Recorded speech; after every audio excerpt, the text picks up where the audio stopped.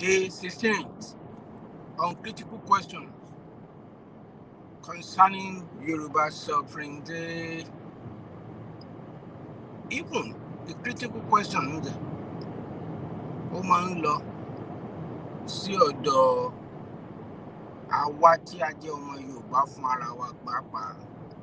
Bóyá a wà lókè òkun o, bóyá a dẹ̀ wà ní ilẹ̀ Yorùbá níbì kan nílẹ̀ Nàìjíríà tàbí ní gbogbo àgbáyé. Aya kókó náà kì í ọdúndún ọmọ aṣọ dédèrò.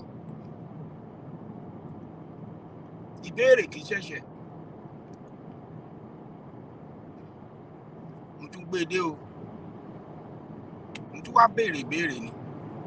Ẹnu mi. Èmi ò ní dákẹ́. Ní tí ọ̀rọ̀ Ọlọ́run sọ nìyẹn.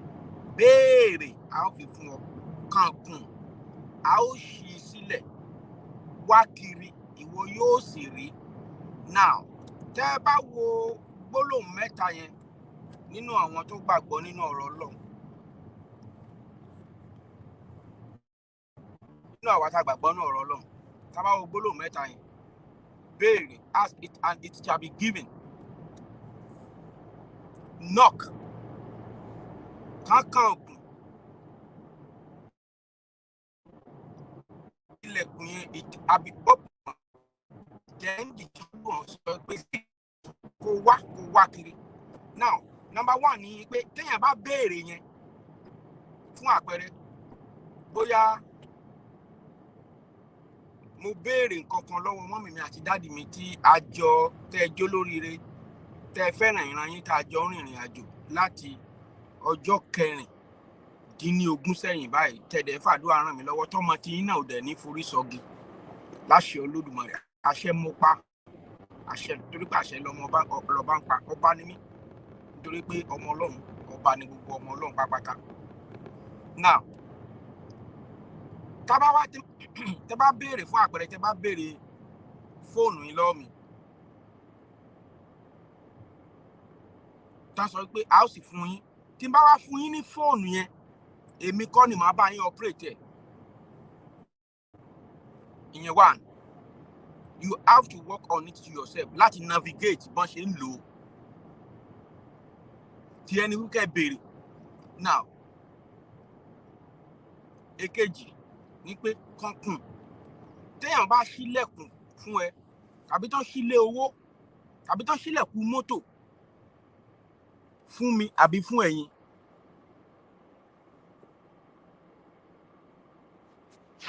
Lórí burúkú ọmọ àlè má ṣàǹfààní. Lára àwọn tí wọ́n rán kiri nìwọ̀n yẹn. Àwọn ẹlẹ́rìí yẹn. Kíní tí ó gbé sójú yẹn mo fẹ́ block ẹ ni mo ṣe lọ hàn gẹ̀ sókè bẹ́ẹ̀. Ẹ ignore àwọn ọmọ àlè tí wọ́n rán sí wa kán máa ṣọ́ wa kiri nìyẹn. Wọ́n má ṣàǹfààní yẹn. Owó kéékèèké tán gbà lọ́wọ́ àwọn abirùn wọ̀nyẹn. Owó yẹn ló dẹ̀ máa ṣekú pa wọ́n. Wọ́n sọ̀rọ̀. Àrò dùdú àbàtẹ̀ jẹ́. Torí mẹ́gbọ́n ẹ mẹ́fúnmọ́ ẹ jẹ́jẹ́ mi lọ. So, má jẹ́ ká wà distracted. So, ńgbà tán bá ṣílẹ̀kùn ọkọ̀ tàbí tán ṣílẹ̀kùn bank tó fẹ́ lọ gbowó tó fẹ́ fi ṣe business. Ẹ jọ̀ọ́ ṣé ẹni tó ṣílẹ̀kùn yẹ ṣé òun ló máa wọ́ ẹ wọlé ni? It's just as simple as kéèyàn dénú elevator kó press mo bóyá 6th floor 14th floor bóyá 100th floor ló ń lọ kó wá press ẹ kó wá gbé ẹ débẹ̀ kó wá káwọ́ gbéra kó máa wò. You have to take an action láti lè wọnú elevator yẹn àbí láti lè jáde. Then wá kiri yẹn instruction ni go seek wá kiri níbo ló ń wá lọ o fẹ́ wá lọ sọ́dọ̀ bàbá ọkọ ẹ o fẹ́ wá lọ sọ́dọ̀ ẹ̀gbọ́n ẹ o fẹ́ wá lọ sọ́dọ̀ àbúrò ẹ o fẹ́ wá lọ sí America o fẹ́ wá lọ sí Europe and all that. Nígbà tó o bá débẹ̀ there is nobody is gonna take the action for you. It is you that will take the actions. Now, the critical question now goes this way. Tó bá jẹ́ pé nígbà tá à ń kanlẹ̀kùn Yorùbá sovereignty na wọn leaders ti ní good system good template mi ni wọn ní o ṣùgbọ́n èmi ò fojú rí kan torí èmi ò ní purọ́ òun ló dẹ̀ ń fa tọ̀rọ̀ mi ò kì í bá táwọn èèyàn lọ àwọn tí ọ̀rọ̀ mi bá lára mu wọ́n rí wípé question tí bàbá yìí ń béèrè òótọ́ ni. Now nígbà tí àwọn tán wá ta sọ pé ká tọ̀ sójú kan ká wà lójú kan ká pọ̀ Yoruba self-determination movement, that is YSDM template yẹn ó jáde honestly this is good structure káwọn èèyàn máa fowó síbẹ̀. Irú announcing ní Yorubakingdomtv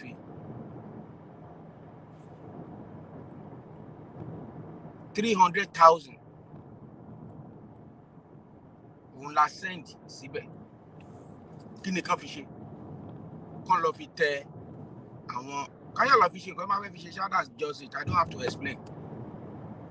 Lọ́dọ̀ títí wa torí tí n bá sọ̀rọ̀ ní wọ́n sọ pé kí lẹ́yìn náà ṣe à ń kékeré nìyẹn o, ìyẹn òun ṣe that's just the beginning. Nǹkan ibi àwọn chapters tí mo wà ibi kan tí mò ń ṣe mi ò ní láti máa gbéra mi pọ́nra mi, ìyẹn dẹ̀ ìdọ́wọ́ Ọlọ́run oníkùlómọ̀ọ́ká. Ìgbéga ọmọ Oòduà tí mo jẹ́ vice president, thank God for that woman tó jẹ́ president wa, 5,000 pieces of flags tá a ṣe 5,000 ẹ mọ iye tó máa jẹ́ ní millions of naira. Now àti bẹ́ẹ̀ tí mi lè máa kà. Tí a bá wá sọ wípé táwọn leaders kan bá jáde tán sọ wípé rally tá a fẹ́ ṣe yìí non-stop ni. This is my critical question, no? And I will hurt a lot of people this morning.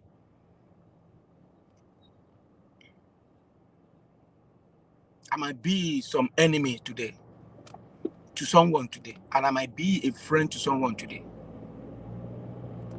Tolerance Yorùbá ló kó bá wa débi tá a dé torí pé a kì í fẹ́ béèrè lọ́wọ́ àwọn àgbàlagbà.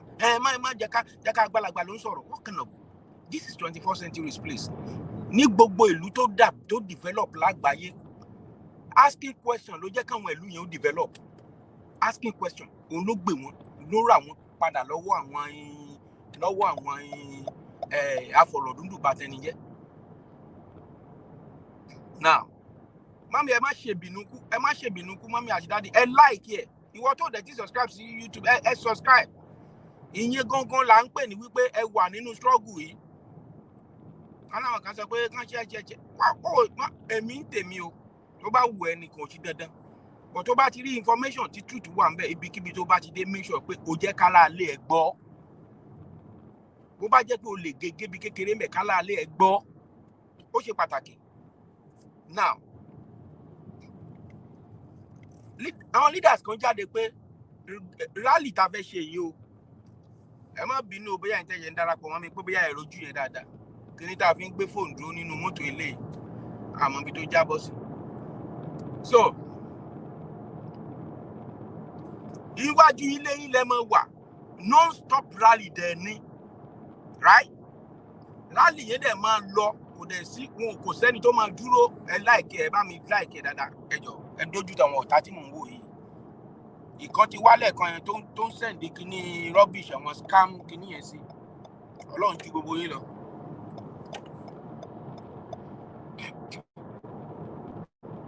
So non-stop ní bọ́n ṣe sọ fún wa nìyẹn. Ìyẹn làwọn dẹ̀ gbọ́ in the sense that because I asked a question tẹ́ ẹ bá rántí mo ń béèrè lọ́wọ́ àwọn leaders nígbà tó bá gbé wọn wálẹ̀ ọ̀kọ̀ máa ń béèrè pé ẹni ṣé nǹkan tẹ́ ẹ sọ ni wọ́n á dẹ̀ repeat it but nígbà tí ọ̀rọ̀ mega rally fẹ́ dé nísìn right irú màmá tó ti dá 5 naira yẹn bàbá tó ti dá 10 naira yẹn tán ni wọ́n fẹ́ bẹ̀rẹ̀ lógùn state nísìn so tán bá fẹ́ gbé lọ sí excuse me tán bá fẹ́ gbé lọ sí Ọ̀yọ́ màmá yẹn náà á tún dá 10 naira àbí àtúbẹ̀ sí ń béèrè owó kiri again and that to show us that there is no smooth system on ground. Òun lè fi ń gbẹ́lẹ̀ lọ́sàn-án lẹ́nu leader kan tẹ́ ẹ gbé yẹn láàárọ̀ lẹ́nu leader kan àwọn èèyàn wá ń wò wá ọ̀pọ̀lọpọ̀ á pè mí pé bàbá àròpọ̀ orin kí kí lẹ sọra yín dà báyìí torí Ọlọ́run ẹ jáwọ́ nú kíní kí lẹ sọra yín dà ẹ wo bá yẹn ń ṣe yánmọ́yánmọ́ ẹ jọ ṣẹ́niyẹn rí ọ̀rọ̀ sọ àbí kò rọ̀rọ̀ sọ tó dẹ̀ jẹ́ pé ẹni yẹn àìmọye owó tó ti dá àìmọye ọkọ̀ tó ti rà ẹ gbọ́ nǹkan tí sísítà mi ọmọ ológo sọ lẹ́nu ọjọ́ mẹ́ta ẹ jọ ẹ já béèrè lọ́wọ́ ara wa tán bá parí rálì tó fẹ́ lọ ṣe yìí kí ló máa tẹ̀yìn ẹ̀ jáde it's a question.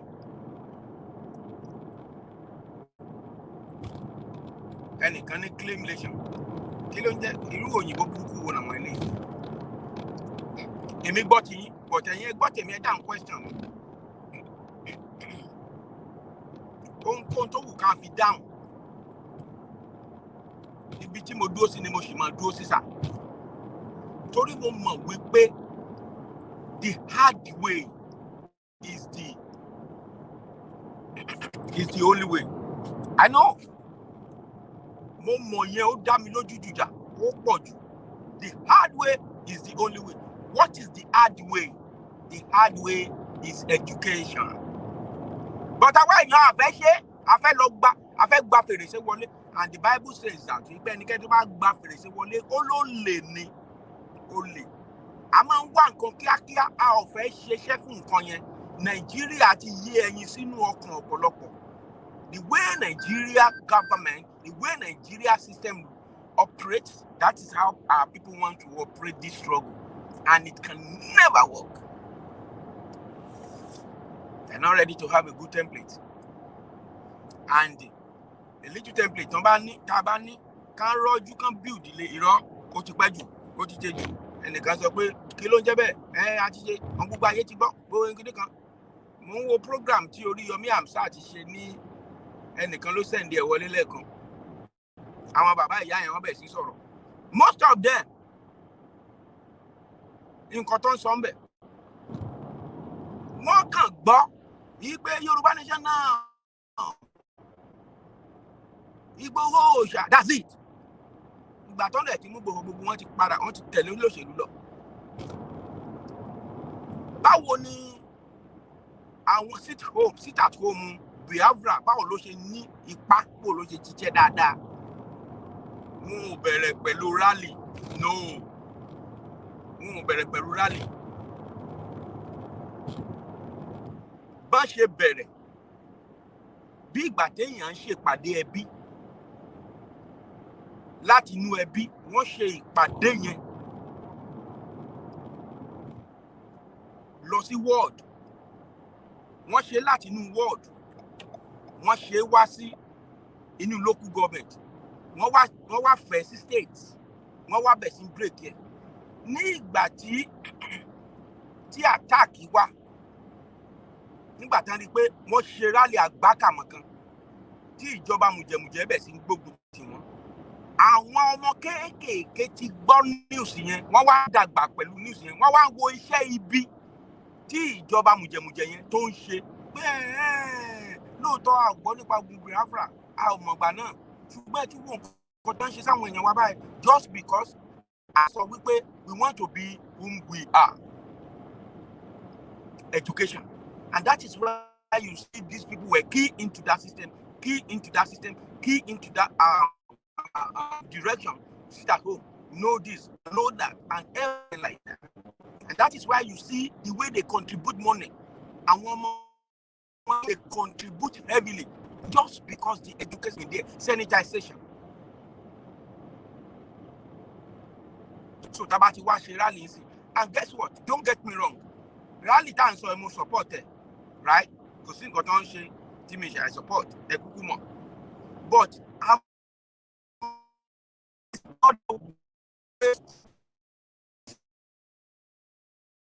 time, this is another strategy. I can say it because mo ti tún wo bí tó fẹ́ já sí nsìn kì í ṣe nǹkan tẹ́ ẹ sọ fún wa náà tún fi bẹ̀rẹ̀ nsìn. You guess what? Ẹnìkan akó mọ́tò à ń béèrè owó sí i a fẹ́ gba mọ́tò kó máa kọ́ àwọn èèyàn wá láti Ìlọrin tó wà ká bàbá dẹ̀ sọ pé ẹnìkan ní a ò ní ìdí láti kó mọ́tò ní need láti owó lọ nísìnyí tó tún wá gbọ́ mí ní ìsìn ẹnìkan ní wọ́n ti get ni wọ́n fẹ́ change strategy nìkan mọ̀ man, come on bro, come on, what, come on man, ẹ ti gbọ́n ju gbogbo eléyìí lọ Yorùbá, come on man, what kind of strategy is that? Irú strategy come on. If you have a good template for your business plan that is solid, that is strong, if you don't have a good business plan, there is no bank in all these developed worlds that will give you their money. One if we nílé tẹ́ bá fẹ́ lọ yá owó ẹ máa ní collaterals, ẹ máa ní gbogbo nǹkan wọn máa ṣe wọn máa ìlú yìí ẹ ní láti lọ gbé èèyàn kan wá tí credit ẹ bá wà okay òun náà máa fi fún ẹ lówó based of the amount of money tó bá fẹ́ yá. Nílùú yìí tí máa fẹ́ yá owó mo lè yá owó mo lè lọ gba credit sísìn kí n lọ gun Bugatti because I have a good credit. Oh, easy. So if we don't educate, as sanitize them, we are joking. I will say it bold and clear. And all these leaders, I need láti sit wọn down, come padà sí drawing board, can sanitize àwọn fún ara. Okay, listen to this. Listen to this this message. Oh, what is happening?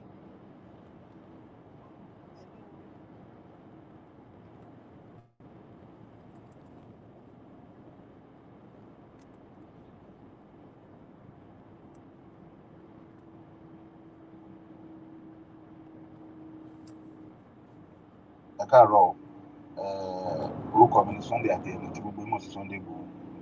Mo kí gbogbo ẹ̀yin mọ̀mọ́ mi bàbá mi pàápàá jùlọ ẹ̀yin medias wa lórí ọ̀rọ̀ Agitatọ̀ yìí. Mo wá rọ̀ yín, mo bẹ̀ yín gbogbo ẹ̀yin tẹ̀ ń ṣe medias pátápátá, mo bẹ̀ yín, mo rọ̀ yín ni o, kí ẹnikẹ́ni kọ́mọ̀ fi orúkọ mi bu ẹnì kankan mọ́. Ẹ jọ̀ọ́ mo bẹ̀ yín, ìdẹ̀fẹ́kẹ́ bára yín jà mọ́, kí lẹ́ ń bára wa jà fún, kí lẹ́ ń jà fún ẹjọ́ tó ẹgbẹ́ lóòótọ́ lẹ fẹ́ àlàáfíà lórí ṣọ́ọ̀bù yìí ẹ rẹ̀ fẹ́ da kàtà sí i mo bẹ̀ yín ni o kí ẹnikẹ́ni mọ́ fi orúkọ mi gbọ́ ẹnì kankan náà àgbà máa ń gbà ní oṣù tó gẹ́ báyẹn kẹ́kọ̀ọ́ lọ fún àwọn fẹ́ downtown da ìlú ọlọ́wọ́n dalẹ̀ àtọ̀nà ìlú o ẹjọ́ gbogbo ẹni tó bá fẹ́ da ṣọ́ọ̀bù ìlú ọlọ́wọ́n dalẹ̀ àtọ̀nà ìlú ẹ ṣe mo dúpẹ́. CSI ló ẹ jọ̀ọ́ kí ni template tó wà nílẹ̀, kí ni discipline, the disciplinary wing of this struggle táwọn leaders might create láti má lè rí nǹkan tí CSI ṣe ń sọ yìí. Ṣé ti rí pé a serious? Ṣé ti rí pé a serious? Kò sí template, kò sí systems tó máa create gbogbo avenues wọ̀nyí. Kò sí. Ríyọmí ṣe program yẹn lẹ́ẹ̀kan mo rẹ́rìn. Most of àwọn tẹ́ rí tán wà ń tà wọ̀nyí. Kò sí tó kàn wọ́n pẹ̀lú gbogbo ilé ìtẹ́ǹṣẹ́. Kò sí tó kàn wọ́n pẹ̀lú ẹ̀. Ìkànnì kan ṣe yánmọ̀yánmọ̀ káàkiri ni. Because wọ́n ti ń retí, àwọn èèyàn ń retí Yorùbá nation yẹn. Rírètí tí wọ́n wá ń retí nǹkan bá pàdé nínú ẹ̀. So disappointing.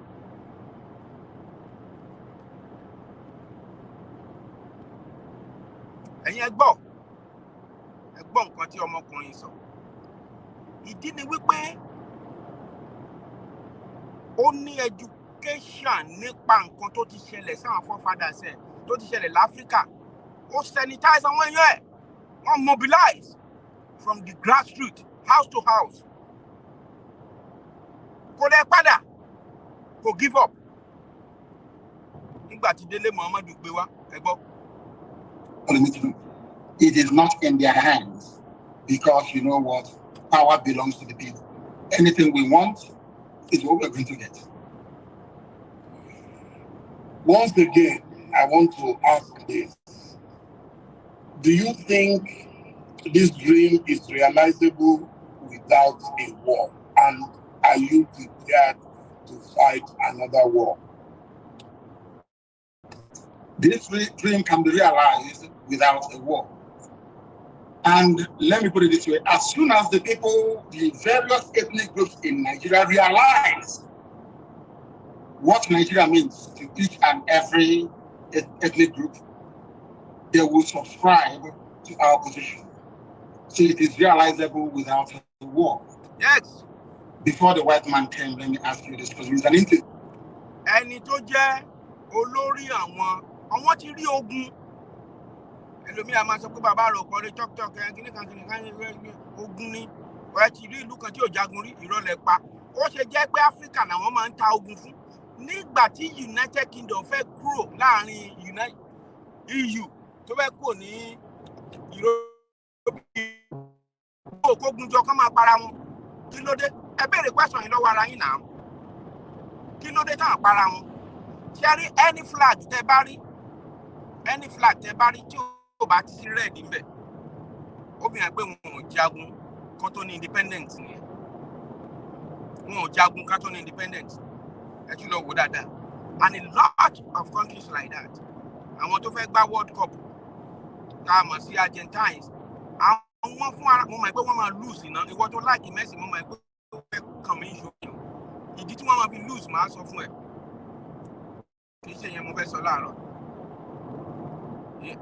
Ìdí ni wípé nígbà tá a abolish slave trade, àwọn ló racism jù ní gbogbo àgbáńlá ayé wọ́n hate black kú. Nígbà tá a abolish slave trade, Argentines wọ́n kọ̀ wọ́n abolish it. They were so racist. The system yẹn náà wọ́n máa lose. Ọ̀gbẹ́ni yìí ń sọ lọ. Ọ̀rọ̀ ńlá ló sọ. Délé Muhammadu béèrè lọ́wọ́ ẹ̀ pé ṣé wọ́n lè exist without war? Wọ́n ní right, yes. Kí ló dé? Àlàyé ló ń ṣe lọ. It is not in their hands, because you know what? Power belongs to the people. Anything we want is what we're going to get. Once again, I want to ask this. Do you think this dream is realizable without a war? And are you prepared to fight another war? This dream can be realized without a war. And let me put it this way, as soon as the various ethnic groups in Nigeria realize what Nigeria means to each and every ethnic group, they will subscribe to our position.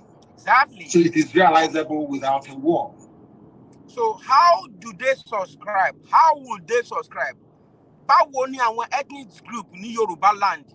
Àkókò ìkíní kan gbogbo èdè tá à ń sọ ní Yorùbá wọ̀nyẹn báwo la ṣe lè subscribe? It's through education. Bàbá Tim Babs. Yẹmi kọ́lẹ̀ ń bá sọ̀rọ̀ yẹn ṣá o. Bóyá ẹ̀ṣẹ̀ join me. And instead of you come out and say the truth. Mi rò pé èmi kọ́lẹ̀ ń darí ọ̀rọ̀ yẹn sí. Torí tẹ́ bá rí wípé Before the white man came, let me ask you this, because it's an interview, which means you can ask. Before the white man came, was there any Nigeria? A question, simple question. Before the white man came, did Nigeria exist? They lay down now. It's a simple question that I'm asking. Did Nigeria exist before? It didn't, no. Yeah. It didn't exist. Then why nítorí wípé ọ̀gbẹ́ni ti wà informed, ó ti ní education, òun ló jẹ́ kó throw question yẹn sí Délé again. Tẹ́ ẹ̀ bá ọmọ èèyàn tẹ́ fẹ́ kó lọ sójú ogun, ẹ fẹ́ kọ́ ẹ̀mí wọn ṣòfò ni. Ifun gan nínú rally tẹ́ ẹ̀ ń lọ, tẹ́ ẹ̀ bá educate àwọn èèyàn yín, you just want to waste their energy in anything at all. Tí wọn ò bá educate yín gẹ́gẹ́ bí ọmọ, tó bí ò bá educate ọmọ ẹ̀ kó tó lọ sí school, ọmọ yẹn ò ní family oriented. And which is ó glaring nǹkan tí mi ń sọ. Ẹ má jẹ́ àtànra wa o. Ẹ má jẹ́ ká fẹ́ emotion máa ṣe kíní yìí o. delusions tẹ́ ń lò yìí tẹ́ lọ ń gba nation yín ní etí òkun yìí ó lágbára díẹ̀ o. African people, black people dying over something that they did not create. Did any Yoruba man create Nigeria? The answer is no. No Igbo man created Nigeria. No Hausa man did. No Fulani man did. No Kanuri man did. No Jukun man did. When you come to Nigeria, it's always a debate about it is our turn. It is our turn. It is our turn to rule. Now there are over 250 main ethnic groups in Nigeria. If you keep rotating the presidency every 8 years to each and every ethnic group, times 8 by 250. How many years are you going to get? So some people will die many times over. They will reincarnate many times over. The presidency hasn't come to them. Nigeria is a joke and an absolute mess. It was not created by black people. Therefore, it cannot be sustained by black people. I want to see an Africa where a Yoruba nation, a Yoruba mega nation extends from Togo all the way to Edo State. That's what I want. Yeah. Because that is authentic Africa. I don't know why Africans are so beholden to something that's alien to them. Are you a white man? The looker that created Nigeria is a white man. What are you doing as an African defending something that a white man created out of, should I say, a racist intent? Nigeria was an ordinary company, Royal Niger Company, an ordinary business venture that the British converted into a nation. And Africans are killing themselves, trying to maintain something that a white man created. Sometimes I wonder what type of God made African people. I don't understand it. And that is why you have this neocolonialism. That is why the British High Commissioner had to go to Tinubu to ask him, how do you end this protest? Because if this protest continues, you're jeopardizing our oil. Now the kind of can use it as an advantage to go and get Biafra. They ask the army to go in and kill people. You people are being ruled by your colonial masters. Your fate is not in your hand. You're in a country that is 60 years old, so to speak. There is no electricity. If I am a Nigerian, I can't come out and say I'm a Nigerian. I'll be ashamed of myself. For 60 years, you have no electricity. For 60 years, no good roads. For 60 years, no good schools. For 60 years, your politicians are traveling abroad for medical treatment. I ask you, what is there to be proud of about Nigeria? Name one thing you can be proud of.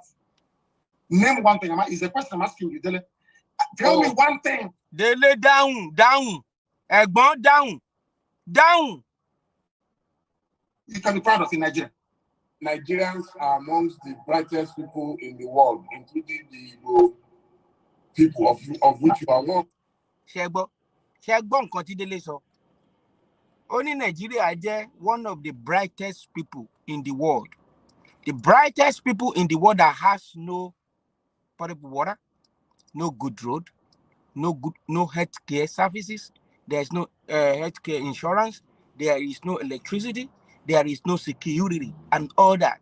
And we are one of the brightest people in the world. Sakaman J. So tell you about education. And when you need jade, sing what I say. You want to tell me, Kinika Kish Temi. Temi ni mo ń ṣe yìí o. Ìwọ náà nǹkan tó ṣe ni kó mú jáde ìgbà tí mo bẹ̀rẹ̀ program mo sọ nǹkan tí mo ti gbé ṣe. Tí mo dẹ̀ ti ṣe millions. Orí ẹ̀ gbé ṣe bí Sambod Gbobi yẹn. A very brilliant man. That is Nigeria in your DNA. I was born in Biafra. Nigeria is a historical mistake. Was there a birth certificate at that time that wrote Biafra on it? Of course, yes. You want me to show you? I will show you. I can email it to you. It's not here with me right now. I can email it to you. My birth is Biafra. I don't mind. I will email it to you. So you see, what I'm asking is, if Nigeria never existed until the white man came, why are you, as a black African man, defending it? What the white man created? Why? When you have Yorubas in Benin Republic, Yorubas in Togo, they speak your language, they eat your food, they dress the same way you do.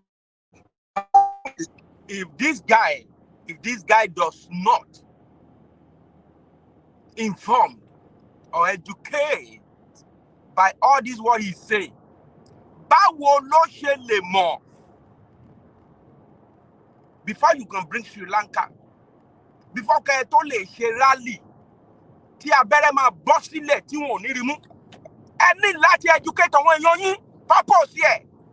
Kì í ṣe pé ká jáde ká kàn pariwo, no, ó yàtọ̀ sí nǹkan tá à ń pè ní ká educate èèyàn. Kí ni reason? Kí ni ìdí tẹ́ bá dá dúró? Kí ni ìdí? Àwọn tó ti gba pension Nàìjíríà, báwo lọ̀rọ̀ wọn ṣe fẹ́ rí? Àwọn tọ́mọ wọn ti gba ìwé ní Nàìjíríà, tó ti kàwé gboyè, báwo lọ̀rọ̀ wọn ṣe fẹ́ rí? And all that and all that, go on and on. I can go on and on and on and on. Gbogbo àwọn èèyàn wọ̀nyí ló máa wò pé, níbo la ti ń bọ̀, níbo la bá dé? Kí ni Nàìjíríà jẹ́ tẹ́lẹ̀tẹ́lẹ̀? Ọkùnrin yìí ti wà informed. Òun ló jẹ́ kó máa tún sọ. Ọ̀pọ̀lọpọ̀ Yorùbá gan ò mọ̀ wípé Togo, Benin Republic, wọn mọ̀ pé wọ́n ara Yorùbá ni. Wọ́n èèyàn kankan dédé ó kàn sọ pé ìwọ ọ̀yá máa sọ French, ọ̀yá ìwọ Yorùbá yìí, no, ẹ̀yin ẹ̀ jẹ́ Yorùbá mọ́, ẹ̀yin ẹ̀ máa jẹ́ Togo. That is rubbish. Kò sẹ́ni tó lè lọ sí United Kingdom nísìnyí kí n dédé kọ́ pé ẹ̀yin ẹ̀ gbọ́dọ̀ sọ Scottish mọ́, ibi Ògúnlákàyé Ọ̀ṣìnmálẹ̀ City ló máa jẹ́. Kò lè possible. Bọ̀ báwo làwọn ọmọ tó ń bọ̀ wọ́n ṣe fẹ́ wà informed? Àwọn ọmọ tó ń gbèdì síta tó ibi tán fi bí wọn ní ìwòwò. Ọkùnrin wọ́n sáàdì fídíò kan sí mi torí pé ó fẹ́ jẹun, ọmọ Yorùbá torí pé ó fẹ́ jẹun. Àwọn ọkùnrin bíi 6 wọ́n dẹ̀ ń fi ọwọ́, wọ́n wá dẹ̀ fi ń tòlótóló ojú ara ẹ̀. Wọ́n ń fowó tòlótóló ojú ara ẹ̀ just because pé àwọn àbá sọ pé kí ló fa gbogbo eléyìí? Ó ní òun lọ́mọ méje, òun mọ nǹkan tó ń fẹ́ ṣe mọ́. Ọmọ Yorùbá, òun mọ nǹkan tó ń fẹ́ ṣe mọ́. Ṣé mọ̀ wípé àwọn èèyàn ti sọnù gan? Ìfún gan nílùú òyìnbó, ọ̀pọ̀lọpọ̀ ọba ọmọ ẹ̀ sọ, ọmọ ìgbéde ẹ̀. We need to educate ourselves. We need to educate. I am attacking the actions, what they are doing in this struggle. I am attacking their template. It's wrong. It's woeful. That's what I'm saying. I'm not attacking anybody's personalities. One kó wa, àwọn dédé kó wa lọ rẹ wọ́n lè sọ pé ó yá lọ́dọ̀ nínú sílẹ̀ ní rẹ lọ́dọ̀ Biafra rẹ wọ́n lè tún sọ pé ó yá lọ́dọ̀ èmi ló kà lọ́dọ̀. What kind of rubbish is that? Kì í ṣe baby Anna. It is not in their hands because you know what? Power belongs to the people. Anything we want is what we're going to get.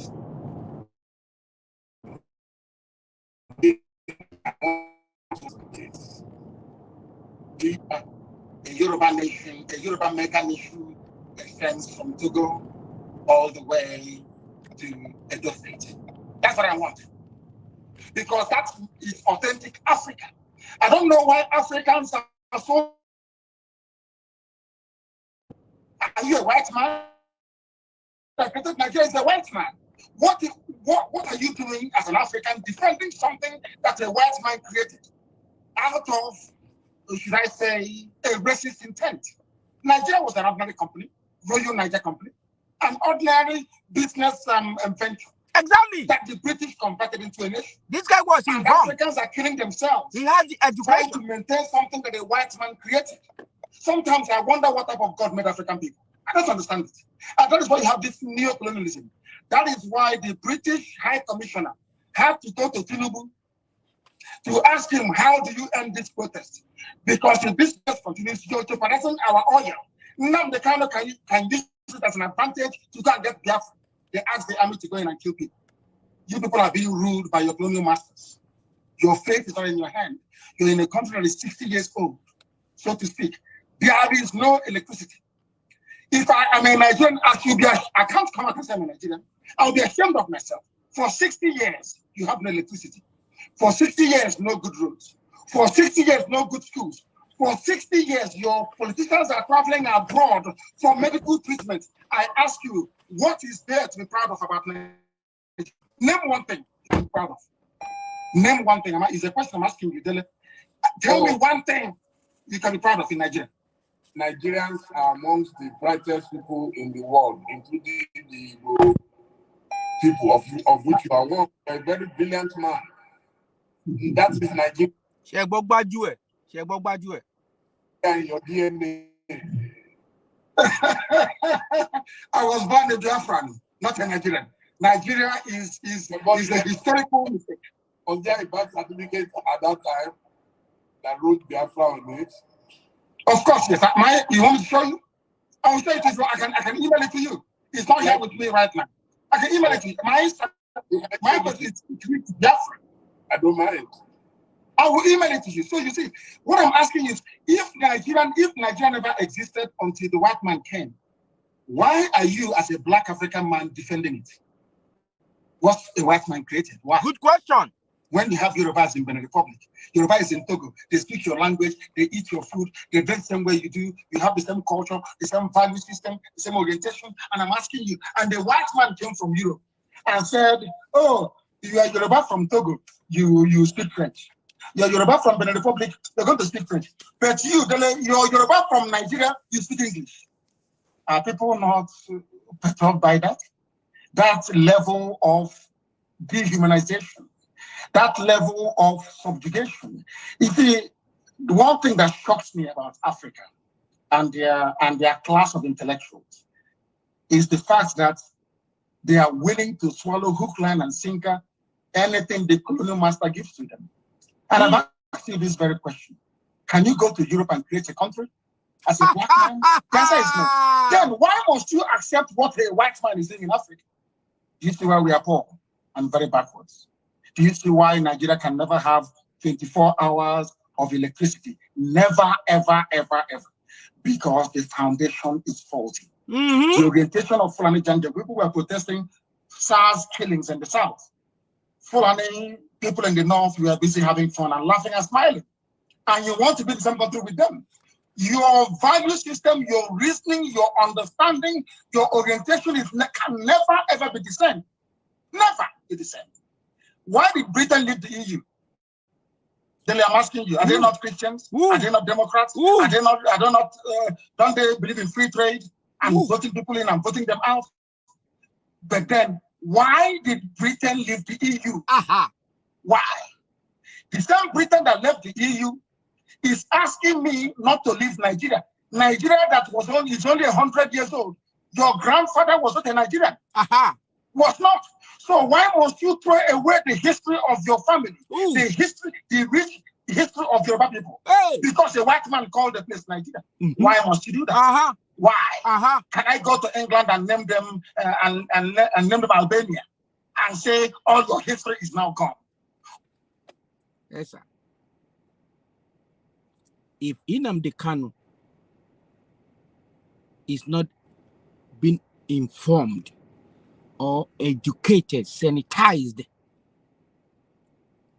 about his roots, about his heritage, ọ̀pọ̀lọpọ̀ ní olè ní okòwò jẹ ìwọ gbàgbé ibẹ̀ yẹn jẹ́ okò jẹ àwọn èèyàn ò sọ pé orí ń ta wọ́n ọ̀pọ̀lọpọ̀ ní Sunday Igboho kówó jẹ bàbá Àlànà kówó jẹ gbàgbé ìwọ ló mọ̀ kọ́ńkó ṣówó ẹni jẹ́ kán kó jẹ but in tẹ́mi ń sọ fún wọn ni wípé template wọn owó fù that's it tó ń ṣe kàn ṣe right ẹ wo ní òní bóyá lánàá dẹ̀ ni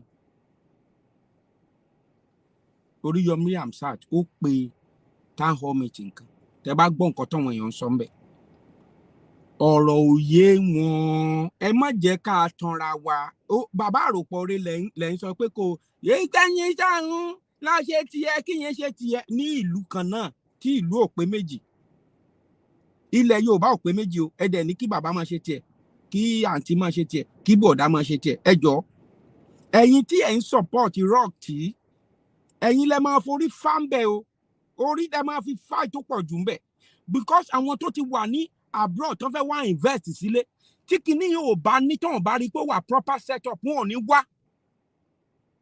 I have almost 18 people on ground now tó fẹ́ wá ṣe there's a lot of things mo ń sọ fún wa pé tá a bá tiẹ̀ bẹ̀rẹ̀ ẹ wo àpẹẹrẹ gbogbo owó tẹ́ fẹ́ máa kó dànù kó ṣòfò yín ká gbé àwọn èèyàn dìde house to house campaign to ward ìyẹn máa lọ kó máa lọ àwọn ìletò tó bá jẹ́ pé kò wá òkè àwọn tí yóò sí nọ́mbẹ̀ lórúkọ Yorùbá Strophin Nation ká ṣe sólà síbẹ̀ owó tá à ń kó sọnù wọn ká ṣe sólà síbẹ̀ àwọn àdúgbò kan àwọn ìletò kan tó jẹ́ wípé ìletò yẹn wọ́n tiẹ̀ ti gbàgbé ẹ̀ ká lọ ilé ìwòsàn alábọ́dé síbẹ̀ kí agric sector máa lọ níbì kan ká bẹ̀rẹ̀ sí ní yọwọ́ kúrò ní màálù wọn ká máa yọwọ́ kúrò ní àlùbọ́sà wọn ká máa yọwọ́ kúrò ní nǹkan tó ń jẹ kí Yorùbá nation máa ṣe wọ̀nyẹn kó máa ṣe lọ kí Yorùbá nation bẹ́ẹ̀ sí ní anything tó dàbí food bank ìwọ tó sọ wípé mi ò mú solution wá lélẹ́yìí o tẹ́ sọ pé kò sí solution ni o torí pé ìwọ ò mọ nǹkan tí mi ti bá àwọn èèyàn wọ̀nyí sọ lẹ́yìn tó jẹ́ pé tinú wọn náà ṣe agídí wèrè tó ń ṣe wọ̀nyí now at the end of the day ẹ lọ ń declare lórí òfurufú now ń sìn ká wá padà sí ọ̀dọ̀ àwọn tó jẹ́ wípé bóyá wọ́n ṣàìsàn wọn ò rí kíní ẹ̀sán àwọn house to house yẹn ìdí tá a fi ṣe lé ní o ìdí tá sanitization má ní wà involved ẹ̀yin wá gbọ́ nǹkan tí obìnrin yìí ń sọ ẹ gbọ́. ká máa ké pépèpé kó lè kárí màmá Bólúbọ̀ì ṣé ẹ rántí màmá Bólúbọ̀ì. kí Oríyọmí Hamzat. láti Peters. bẹ́ẹ̀ni. àdúrà wọn máa ṣe fún mi. mo kí Oríyọmí Hamzat. ògòdè ẹ̀mí pín kò ní jẹ́ tiẹ̀ àmì o. ìgbà òun ní Oríyọmí ọ̀tá ò ní fàátù. àmín. mo kí yín gẹ̀bí tẹ́ ẹ bá ṣẹ́ dé bó tẹ̀ jẹ́ ó tójọ́ mẹ́ta tá a ríra láti. bẹ́ẹ̀ni. ṣùgbọ́n mo yin Ọlọ́run lógo pé mo rí yín lè ní. mo kí gbogbo ilé wa jèrè ọmọ o àní dààmú o wọn àní fẹ́ jẹ́ wá dìbò wọn àní fi tọmọ wa gbogbo ilé wa mọ̀ ní fi dìbò. ṣe rí Nàìjíríà afọ̀gànná ti kẹ́rù afọ̀kiri bẹ́ẹ̀ ní Nàìjíríà afọ̀gànná ó kọ ẹrù afọ̀kiri.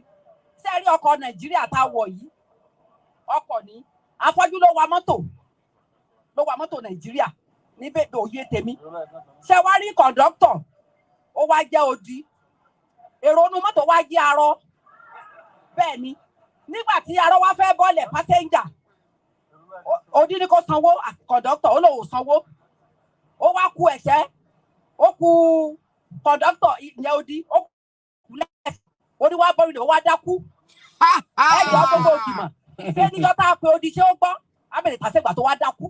Tàdítí. Bẹ́ẹ̀ gẹ́lẹ́ lọ́rọ̀ Nàìjíríà rí. Àwọn Bólúbọ̀ì ìtúndé o. I don't understand. Arọ ni pásẹ́ńjà. Arọ ni pásẹ́ńjà. Odi ni kọ̀ǹdọ́tọ̀. Odi àtàdítí. Àwọn akọ̀ kò sanwó, ó wá kú lẹ́sẹ̀, odi wá dákú. Ṣé níjọ́ tí odi gan tí ò dákú ṣé ó ṣe é jí? Ẹ gbọ́. Bẹ́ẹ̀ gẹ́lẹ́ ló ṣe rí sẹ́yìn. Àwọn mẹ́tẹ̀ẹ̀ta tá a fojú sùn yìí. Ẹ̀ ń tàánú ẹ̀sẹ̀ méjì ni bàbá èmi ló kàn. Toríjọ́ tèmi ti dáyé. Tó bá kó oṣù mẹ́ta tá a máa dìbò. Epo máa wà, oúnjẹ á wà, ọkàn á balẹ̀. Wọ́n kàn tẹ́gí fúngùn pé òun ló kàn, òun ló kàn. Àwọn bàbá màálù wọ́n tẹ́gí fúngùn ni. Torí tó gbọ́n láàánú ẹ̀ ni. A ti rò pé bó ṣe rí sìn náà báyìí láṣẹ nígbà tí ò ṣe po. Nígbà tí mò ń bọ̀, mo rí ìlàjì ọ̀nà, mo wọ́ ìlàjì ọ̀nà ni. Nígbà tó wọ́n jù. Ok, ẹ rò pé wọ́n máa ṣe fún bàbá ni. Wọ́n máa tẹ́gí fúngùn. Táyé ó lè máa kórìíra ẹgbẹ́ náà ti jáde. Oṣù mẹ́ta báyìí, ẹ rí i pé epo máa wà, oúnjẹ gbogbo kan ló máa wà, ẹ wò sí kò sépo. Ókè èmi tí mi ò jẹ báyìí ṣé màá wá fẹsẹ̀ rí màá wá gbé inú fìfo lọ níjọ́ ìdìbò tí ò sépo tí bẹ̀ bá jìnnà so wọn tó bá jẹ́ pé mi làwọn yẹ kan lọ sinmi wọ́n máa ń mọ̀ ni torí pé kí ni. ṣe gbọ́ bẹ́yìn àwọn ará bíi most of Ìbàdàn lélẹ̀ yìí o tẹ bá gbọ́ nǹkan tí ọkùnrin kan kọ́kọ́ sọ wọ iṣẹ́ tí kinní kan lẹ́gbẹ̀yìn ẹ̀ sọ̀rọ̀ ṣé wọ náà pín ipò minister for information fún àbí minister for defence tó wá defend the declaration ìsọnù lórí channel mi ó jẹ́ kó bára ẹ̀ dà sí kinní tí wọ́n tó bá forí tiẹ̀ tó bá yẹ kó o ti gbapò ó lè gbapò náà who cares èyí tèmi ṣe ni mo ṣe yìí náà mi ò mo entitled sí nǹkan tí mo bá fẹ́ sọ nǹkan tí mo bá fẹ́ attack mo entitled sí it's a question mo dẹ̀ ti béèrè time without number pé ta ni minister for information because I'm into India mo fẹ́ bá sọ̀rọ̀ kò yọjú kò pè mí so ní bíbá yìí ní mayor mi bíbá yìí tí n bá fẹ́ ifu senate mi tí n bá kọ̀wé sí kò gbúdọ̀ pé ọjọ́ mẹ́ta tó bá sí ìdí mo máa sùn pé kí ló dé tí ò dá mi lóhùn as a citizen of this country what are you talking about o rò pé àwọn tán káṣọ sí lọ́rùn ní igbó Sambisa tí pastor kí lórúkọ ẹ̀ tó káṣọ sí lọ́rùn lábẹ́ igi arèrè tó sọ pé ẹ̀yin ọmọ ogun chọ́yìn tẹ́ dáwó fún irú àwọn yẹn ló pé èmi ni èmi ò ń ṣe dọ́mì bíi tiẹ̀ náà ọmọ Ondo mi èyí ọmọ Ondo ẹ respect ẹ de ẹ in fact but ẹ fẹ́ èèyàn jẹ gbogbo sàkámọ̀ jẹ iye wọn gbé wá àwọn yes we don't have time for that rubbish wọ́n fi yẹn kó yín lómi ọbẹ̀ kẹ́ lè wọ 2023 wọ́n dẹ̀ da gbogbo ẹ̀rú ẹ̀ dẹ̀ forí wọ̀ náà ẹ wo bí tí rally forí sọ ṣé rally ṣé ó lè kárí gbogbo ilẹ̀ Yorùbá at the time so àwọn tó dá wọ́n kọ́bọ̀ yẹn wọ́n á tún wá padà wọ́n á tún pè wọ́n pé a tún lọ sí Ìbàdàn kẹ́ dábọ̀ wọ́n kọ́bọ̀ it's the same thing that we've done The best way is the hard way. Ká lọ ká ṣe kíní, that's it. Nǹkan tá a ní láti ṣe nìyẹn. Nǹkan tá a ní, exactly sir. O ti rebranding gbogbo ẹ̀, o ti ṣe kíní. We are saying that there's no good template. You should ask the critical question from these guys.